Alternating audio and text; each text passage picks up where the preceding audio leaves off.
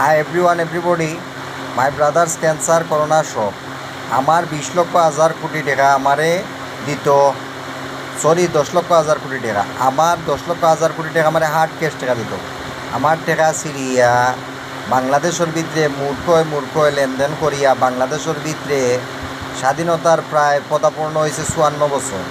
আর এখন বর্তমানে মূর্খ বিভাগীয় শহরের ভিতরে আমাইয়া শিক্ষিতরে বিভাজন করেন নাকি ইভেন্ট টেক করিয়া টেকারে সিরিয়া ভাড়িয়া আর মূর্খ নেতাদি বাংলাদেশের ভিতরে শাসন ব্যবস্থার পর্যালোচনা করে চলেননি।